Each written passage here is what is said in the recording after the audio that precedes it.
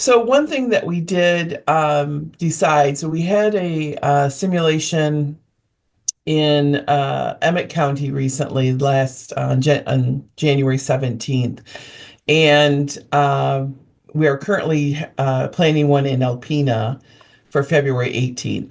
And in those through those talks and what we're trying to do with the coalition or with these simulations, we've decided to change the name. So instead of jail release simulations, we're trying to turn the focus to community reentry simulations. The word's a bit softer, and we're hoping to get the right mix of people in the rooms as we go forward. So community reentry simulations, and then our tag for that is overcoming together the barriers of life after incarceration. So let's take you through my PowerPoint real quick, I think. So our jail release simulation event history. So we started in 2023. We had a conversation with some of our grant officers and technical assistance people. They had done a jail release simulation, talked highly about it. And then that following January, there was an event at Grand Traverse Resort, prevention event.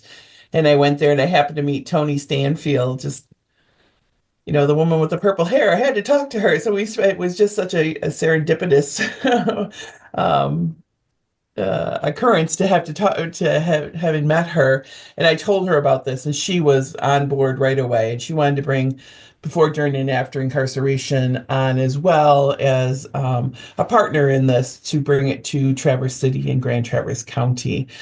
So that event, and along with OS Reentry, Lauren, I don't remember if you were. Oh, she's gone. Uh, I'm here. oh, okay. I Were just you at can't get that my first? video to work. Okay, you weren't on my screen there for. Were you at that first one in Grand Traverse? I was not at Grand Traverse. OS Reentry was there. Kendall and Jose and Crystal, I believe. I didn't start until Bel Air, so I've been to Bel Air, Kalkaska, Emmett. Oh my goodness. So she's been to three of them so far. So at that first one, though, it was our first event. We were really we had no idea what to expect. None of us had ever been through a simulation before, so we weren't sure how to run it. We watched the videos that we were given. The Department of Justice in West Virginia had all this information. I reached out to them. They're actually, all these materials are on their website, and the woman who's the point person is very willing, thinks it's a great opportunity for everybody across the country to understand this. So they were very helpful. So that first simulation, we had about 75 people there. Our room was pretty tight where we were. Again, it was our first simulation. We had a bunch of chairs in the middle, and a lot of people, almost tripping over the chairs to try to get through, and different things like that. So that was our first one. The second one was in Bel Air in October. We had about 60 people there. And then in December 19th, we did one in Kalkaska. We had about 75 people total there. So in all three of those events, what we did was we had the simulation, we had lunch, and then we had panel discussions afterward. So just going into what we were trying to do, primary objective is to raise awareness among participants about the systemic struggles faced by individuals, as well as the challenges posed by supervision. And through a series of immersive scenario-based activities, participants explore the complex realities of life after incarceration. So, really looking at the barriers that they're up against.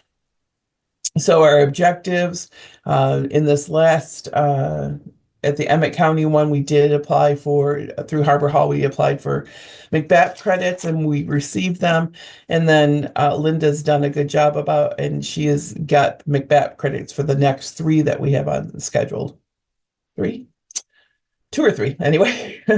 Alpena, Gaylord, and then we'll probably be doing one in Crawford as well. So these were the objectives that were cited on there. Again, recognizing the impact of oppression and understanding the historical and societal factors, exploring struggles with over supervision. So looking at the limitations on personal freedoms and barriers that those can put up for employment.